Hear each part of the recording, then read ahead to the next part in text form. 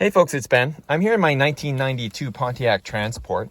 Previous video that I'll link in the description down below is we put in this nice equalizer radio, and that's fantastic. And the rear speakers are great, but the front speakers leave a lot to be desired. They're kind of blown, if you will. Something's wrong with them, both of them actually.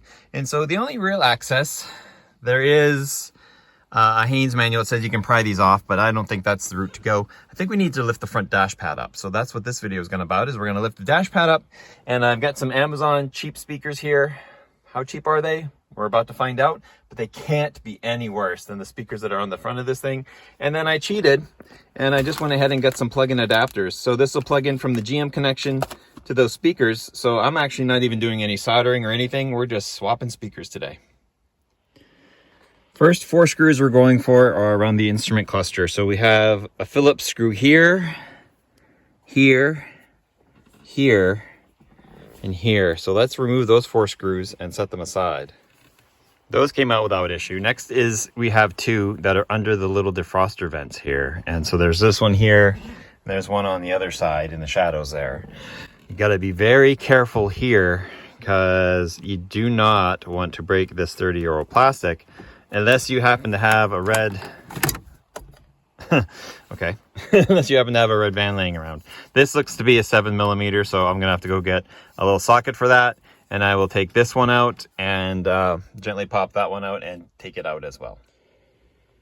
The next 2 we have are actually in this compartment here. So what I've done is I've actually removed my glove box door to give me better access to, there's a screw hole here and a screw hole here. Now, screw hole is an incorrect statement. It's actually a bolt. So you'll need to take your 7mm and it should fit up the hole, and it hits it there. And so there's one on each side that we've got to back all the way off. Interesting to try to get these back on again. But for now, let's just take them off. And I think that might be the last 2 for the dash pad. Then we do some wiggling. I'm probably going to grab the tripod and set up the pole here, but in theory, yeah. Might have to do a little messing around here. I think there might be somebody still in here, because I think if we lift the pad out, yeah, there is. There's a 7 here that we've got to grab. That holds the cluster on, but there's a 7, and I bet you there's another one there we got to get. So 2 more to go. Yeah, that did it. We were kicking it. So here's a reminder of what's going on here, because I've laid out my screws so I remember. We have our 2 instrument panel. These are the ones that go straight up. You can get them from. These take out your light and wiper switches, and then these are the bolts behind them that let go of the dash. Here are the 2 7mm that are above the glove box. And then on each end, there's another 7mm, and they hide behind these little covers. So those are all the screws that hold on the dash mat. Now, there's nothing up front. In theory, I think it actually slides into. So if we're gonna remove it, we actually have to coolly look underneath it. That is pretty awesome. And but I believe it has to slide out. So we have to lift up and give it a pull. There we go. And that's it. So I will probably tripod you, and it looks like I might have to disconnect my speakers now. I don't know what that is. Never mind. It's not the light sensor, that's under the hood. So is this side free? So that's how you undo the dash pad. So this gets us 2 things. Are we free over here? Yep, you're just plasticky. So that's it. Your dash pad's free. So let me just set that aside in the back seat, and we'll take a look at our speakers next. All right, so here's the naked dash. I did find this. I think it might be a hinge to the little glove box on the front there. I'll have to look at that later. We'll set it aside for now. Doesn't look like it's anything involved here. You can see where our dash it's got these little metal kind of springs that keep that part of it down. And our prior owner understandably came in, and we're gonna pull this off to the garage actually and see if we can glue the front end down a little better so that it's not so wavy. So it's a little nicer here. And oh wow, that's cool. There's actually an air vent here. So this is what it looks like underneath the dash. Now, depending on what video you're watching is where we're going next. Alrighty, so we've got access to our speakers. And what's cool about this is that, you know, besides this dongly thing, which I don't know what it is yet, maybe it is for the the running lights. It's on the speaker. But anyway, this is where if you had an APV, your speaker would be, and then if you had a Pontiac, your speaker's up here. It's kind of neat how they move them around like that. So looks like we got one, feels like 2, 3, 7 mils. So let's unscrew those and pull the speaker out. Those came out no problem with my 7 mil screwdriver. And then we just have our speaker here, understanding that this is the cheapest speaker GM could buy. So let's just go ahead and, now I don't remember, it would be the black wire or the blacker wire that's the negative, and it doesn't look like it's denoted on the plug here, but I'm definitely going to need to two-hand wiggle this out. And then we can take this speaker and set it aside. So let me wiggle that out and unpackage the new one. This is a horrible plug. It just clicks on easy, but you have to actually come in the front and lift up that little latch to let it unlatch off of here to get it to come off. So not the funnest. I mean, it's obviously latched on some way, but not an easy one to remember. So this guy can go away. Put that in the trash bin on the door there. Let's grab one of these. Like I said, bought the cheapest Amazon units that were generally around that were well rated. These are actually Boss audio systems, which honestly, I think it's a house brand of somebody, probably Amazon. But it is a 4x6, and it should be probably a 10 ohm speaker. 4 ohms, so perfect. I think that's a 10. Yeah, it's a 10 ohm Delco. So we'll see how that goes. So an update on the speakers. So our Delco 10 ohms will kind of work with the 4 ohms. There's a lot of debate about it. It also depends kind of what that unit came from as well and what it originally had. So we're just going to go ahead and run ahead with the 4 ohms and go from there. The issue, and if we damage it, we damage it. So be it. I have another one. And we can, if we wreck it, we can make it work. But the other issue I have is these little adapters for GM 88 and up don't work with the connectors I have in the van. It's not this side. Like this side plugs great into the speaker. No problem. But it's this connector, which is supposed to be my GM connector. No luncho. It doesn't work at all. So what I'm going to do is, this plug isn't actually on there too crazy. We can just desolder these wires out and resolder. We'll cut and clean these wires in. And we can actually reuse this connector there that you see. So I'll go on the bench and do that really quick. And I'll do a short on this. So if you want to see how it's desoldered and resoldered, if you know how to do it, then you're all set. I'm just going to cut and just switch this out. And this is just actually clipped on. So I got to pop a clip too.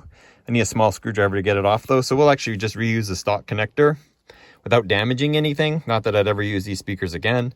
And then we'll be able to drop this one in. And because of that, I'm just going to go ahead and take that one out as well.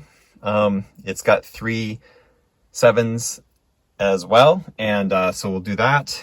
And that way I can get them both soldered and then we can do the install on this and we'll be ready to go again. So after a small adventure, we now have our easy plug and play connectors here. So this plugs into the car and this plugs into the speaker, depending on what size it is. So here we have our speaker with our stock plug right there. Maybe a little bit more exposed wire, but this is all plastic up here, so I'm not too worried about that. And then we have our new speaker here, which we should be able to drop everything in here. And this has enough universal mounting holes on it that as long as my speaker leads aren't too bad, I might have to bend those over. We should be able to find enough holes to screw this thing back in.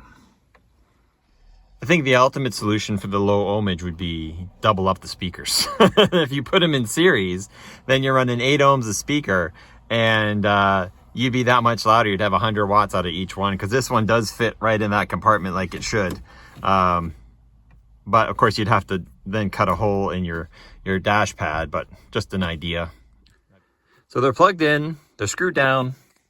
How do they sound? Well, the 4 ohms is wrong and it sounds it. They're a little distorted because of that. But actually they're 10 times, almost 20 times better than what was there. Like I can hit you with some static here, some non-licensed static. And they do work, so I'll go to, on my radio here, I love these just swing controls up the forward. There's right, left, go back, and the other side there. So together they work great, and they sound perfect. If you pull a little power off of them, kick it to the back, it does infinitely better than what it was. So that was successful.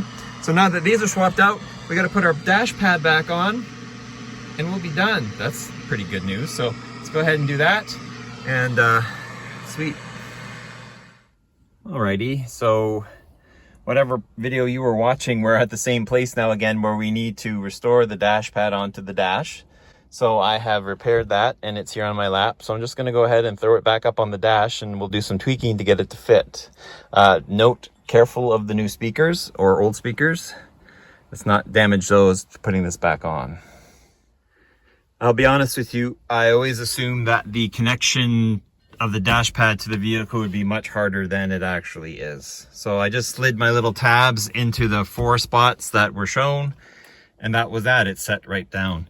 So now we have our bolts that need to get lined up. Everything is down, like it's into those slots again. And our bolts are obviously gonna hold it down, and that's gonna be that. I can hear an annoying squeak, but I have to bolt things together first to see if that goes away. But yeah, okay, let's follow the procedure. I'm gonna start off with all the 7mm bolts. So that means 1 here, 2 there, and 1 over there. And then I have 2 bolts up here as well for the column. So that's 1, 2, 3, 4, 5, 6, 7mm bolts we're gonna drive into the hole. Those 7 screws were fun. So there's the alignment issue here. Required me to really push the dash in hard, here and here. Do these first. You want the most play with the dash, I guess, at that point. That one went in very easy. This one went in very easy. Here too, and here as well. But those 2 were kind of a pain, so maybe do those first. I'm not sure how it's OEM supposed to be. I know on my Lumina over here, this little bent trim you see here that kind of disappears and comes back, it does show, and I'm thinking that has more to do with the adhesion of the lower dash pad than it does on the upper dash pad. But yeah, I obviously had to get these screws to line up, had to push this in quite a bit and hard, and it hides that line. But I do believe it's supposed to exist like it does over here. Now these are where they've separated a little bit, and like I thought that maybe that would get pushed under, but no, it actually, this is just the old plastic kind of curling and shrinking over time. I think if there had been more, it would have flowed over here. So that's that. So actually that side's done. According to my screw list, I only have 4 more screws to do. I have the 2 that go up here, and then I have the 2 that hold in my instrument cluster. So I'll also have to re-click those in, and that'll be that for the dash install. These are an interesting fit.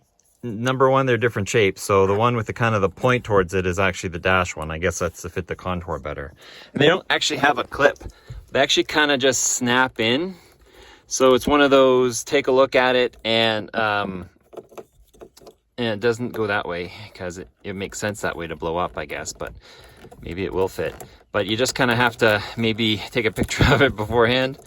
It seems to want to click in this way. And I actually have to use a little bit of a pry to get them in. So they popped out pretty quick. If I could keep my camera posted on it. But they do just kind of fit in, there we go, into the softness of the dash. So there's no mechanical beast there. I also fixed this while I was at it, so that actually works again. And next I have left are the pods now. These 4 screws went in easy. They hold the dash pad to the cluster, and then they just support these for not just popping out. There's a little screw there, and then they kind of come out that way. So they're in, and I gave them a quick test. They're working, so plugs are plugged in correctly, and that's how you put the dash pad in on this 92 Transport, and it would be an Oldsmobile Silhouette as well. So that's how you swap the front speakers on your, I'm gonna say most transports and silhouettes. It's gonna be a little different for the APV, but very similar. And For $300, the sound quality is actually good. Like that's the rear. Start is its biggest issue. Front. I guess it cranks but doesn't start. Right. It also the left. passenger window is being held up by. So I didn't really give you a before, but they were, you couldn't hear them. They were super tinny. So between all 4 speakers running, it's awesome. So if you guys have any questions on this, there is a video on the head unit swap, speaker swap. The door panel, I don't know if I've done a video on that yet, but we probably will eventually. So keep your heads up for that. But the front speakers are seemingly the toughest, and they are actually fairly easy, come to find out. So if you have any questions, ask them, comments, leave them. Please subscribe to my channel, Turbo231, for more informative videos on stuff like that. And I'm going to be enjoying some tunes going down the road. The only highlight is if you can get an 8 or 10 ohm speaker, I would probably recommend doing that just for less worry going down the road. You folks have a good day.